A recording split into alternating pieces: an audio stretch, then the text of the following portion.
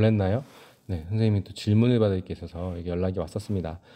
우리가 0.4에서 그만한 것 같은데 0.4, 0.4, 또 0.4 더 해야겠죠? 대략 이 정도. 그렇죠?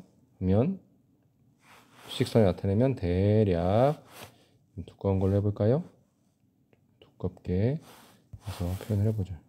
이 정도가 되겠죠. 그렇죠? 이 표시해 주시고요, 여러분들은. 그러면 수직선을 이용해서 어림한 결과 지혜에게 필요한 끈의 길이는 뭘까요? 뭐라고 해야 될까요? 그럼 잠시 생각하는 시간 드릴게요. 네, 우리는 지금 어림을 하고 있으니까 정확한 숫자를 지금 계산한 친구도 있겠지만 여기 뭐라고 하면 될까요? 요? 그렇죠. 약 4m. 그리고 뭐 입니다. 이거는 뭐 꼭 써도 되고 안 써도 되고 입니다. 이게 필요한 끈의 길이는 약 4m가 되겠죠. 그렇죠? 이쪽이니까요. 그렇죠? 약 4m. 우리 반올림을 기억하시죠? 기억하시겠죠? 네. 다음, 지에게 필요한 끈의 길이를 구하는 시. 사실은 이 부분이 선생님들은 제일 중요하게 생각해요. 답도 중요하지만 과정이 정말로 중요하거든요. 그래서 이 문제를 다시 보면 지혜는 1.4m. 좀 잘 찍어주셔야 되고요. 끈이 몇 개가 필요해요? 네, 3개가 필요합니다. 이렇게 쓰셔야 되죠. 중간에 곱셈을 꼭 쓰셔야 돼요. 1.4 곱하기 3. 물론 반대로 쓰셔도 되지만 뭐 이번 차시 내용이 소수 곱하기 자연수니까 여기 지켜서 선생님은 쓰겠습니다. 여러분들의 이해를 위해서 1.4 곱하기 3을 계산해보고 그 방법을 정리해보자고 하네요. 맨 왼쪽에 있는 친구부터 1.4는 0.1이 14개. 이 부분 이해되시죠? 0.1이 하나면 0.1, 두 개면 0.2, 세 개면 0.3, 8개면 네, 0.8. 그리고 10개면 네, 1입니다. 1.0, 1입니다. 11개면 1.1. 그래서 14개면 1.4가 됩니다. 1.4 곱하기 3은 0.1이 모두 몇 개인지 알아봐야겠다. 이 부분하고 1.4는 10분의 14인 거 기억하시죠? 요 아래 계란 한 판, 이게 0 하나로 되는 거 기억하시죠? 1.42라면 계란 두 판이니까 100분의 이렇게 되는 거 기억하고 계시겠죠? 네. 그럼 다시 돌아가서 분수의 곱셈으로도 할 수 있어요. 좀 이따 같이 해보겠습니다. 그리고 한 가지 더 어떤 방법이 있을까요? 이거는 제3의 방법은 조금 이따 같이 다뤄보기로 하죠. 첫 번째 친구의 방법 0.1이 14개예요.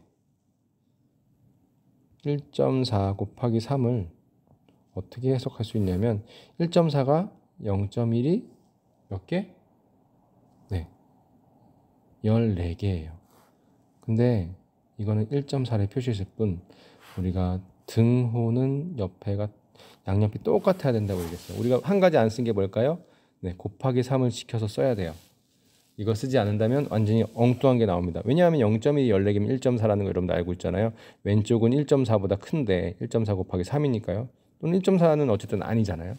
근데 1.4만 남겨둔다면 이건 당연히 답이 아니겠죠. 1.4를 이렇게 우리가 풀어서 썼고요. 그리고 여기 곱하기 3을 그대로 두었습니다. 그러면 0.1은 그대로 두고 그리고 곱셈은 사실은 이 순서가 상관이 없죠. 그래서 14 곱하기 3을 먼저 풀 수 있겠네요. 우리 14 곱하기 3 세로셈을 한번 해볼까요?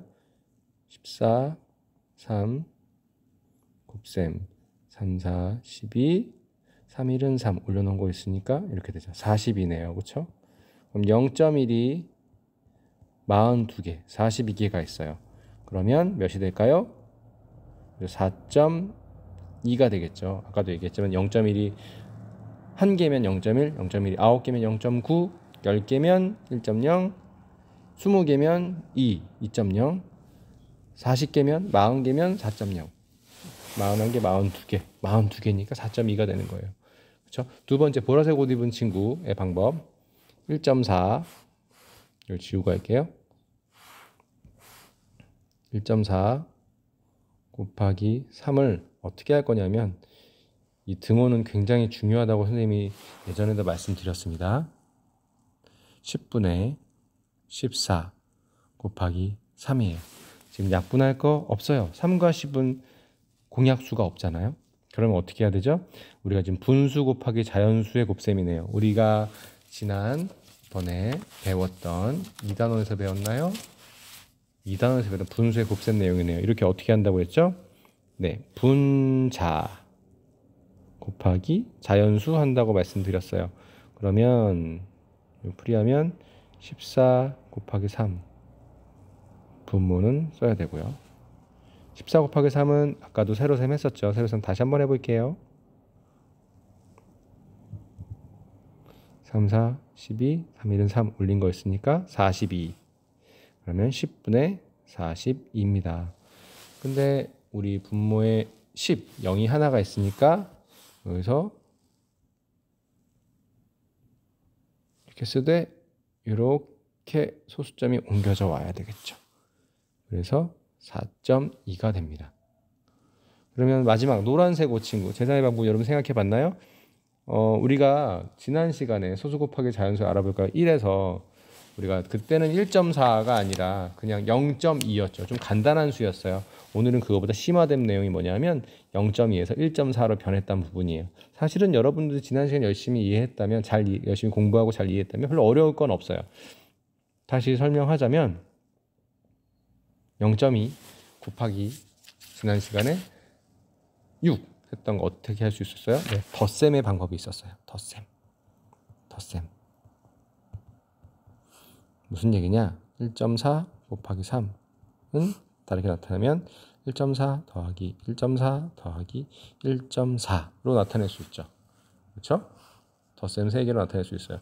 한꺼번에 할 수도 있는 친구들이 있겠지만 선생님은 머리가 그렇게 좋지 않아요. 앞에 2개부터 해볼게요. 2.8 이건 되죠? 더하기 1.4 올릴 게 없잖아요. 올릴 게 없으니까 간단하게 합시다. 그리고 2.8 더하기 1.4는 우리 세로셈을 해볼까요? 더하기 1.4 올릴 게 있으니까요. 그러면 여기는 하나 올릴 수 있고요. 수점 그대로 찍어줘야 되고요. 그리고 1, 2, 1이니까 4가 되겠네요. 이 소수점은 잘 맞춰주셔야 돼요. 위치를 이렇게 쭉 맞춰주셔야 돼요. 덧셈, 뺄셈에서는 곱셈은 다르지만, 그래서 여기도 답은 4.2가 됩니다. 그렇죠? 선생님 아까도 얘기했지만 이 등호의 부분을 아주 중요시 하면서 보셔야 돼요. 이 좌우 그리고 넘어가는 게 달라진다면 절대 안 됩니다. 무게가 달라지면 안 된다는 얘기예요. 등호는 굉장히 중요합니다. 그러면 소수 곱하기 자연수를 계산하는 방법 뭐가 있을까요? 아까도 얘기했지만 소수를 자연수 횟수만큼 더할 수 있겠죠. 우리 마지막에 한 방법대로 할 수 있겠죠. 소수를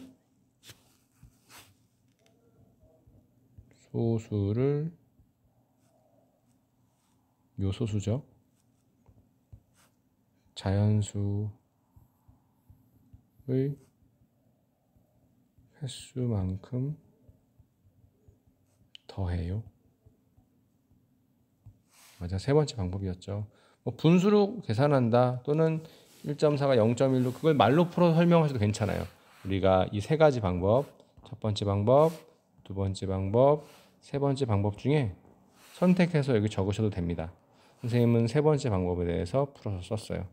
여러분이 쓴 걸 보고 수학에서 처음으로 소수 곱하기 자연수를 공부하는 친구들이 이해할 수 있도록 써주시면 선생님은 그것으로 충분하다고 생각해요. 단 여러분들만 이해할 수 있으면 안 돼요. 선생님이나 집에 계신 어른들, 그리고 여러분 친구들 모두가 이해할 수 있는 언어로 쓰셔야 돼요. 그게 수학적인 의사소통 방법이에요. 수학적 의사소통.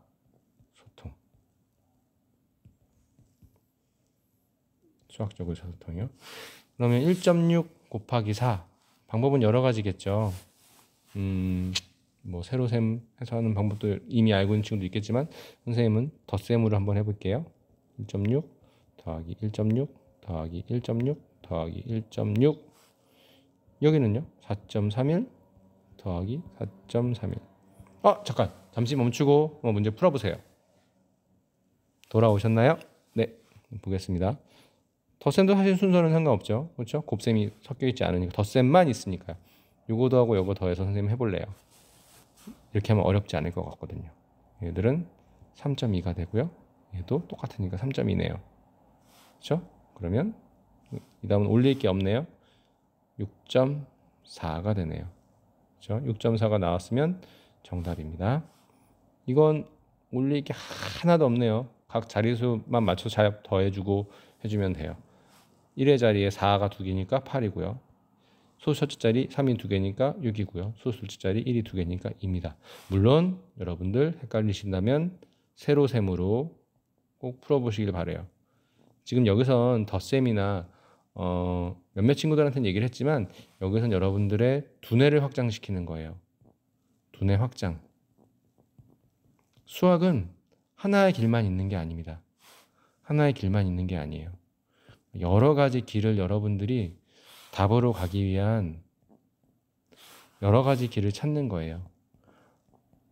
나는 그냥 세로셈으로 곱셈하면 되는 거 배웠어. 난 그거 제일 편하던데 그것만 한다면 그냥 여기서 여러분 두뇌의 발달은 멈춰버릴 수 있어요. 지금 초등학교의 수학은 여러 가지 방법을 여러분들이 익혀보고 찾아보고 해서 여러분들의 두뇌를 발달시키는 데 목적이 있어요. 그냥 요거 하나 가르치는 건 사실 선생님도 그게 제일 편해요. 하지만 여러분 여러 가지 방법을 통해서 여러분들 두뇌를 확장시키고 발달시키는 기회를 꼭 가졌으면 좋겠습니다. 네, 오늘 수업은 여기까지입니다. 그러면 오늘은 수익 50쪽에서 51쪽까지 꼭 풀어주시고요. 그럼 안녕, 이만, 뿅!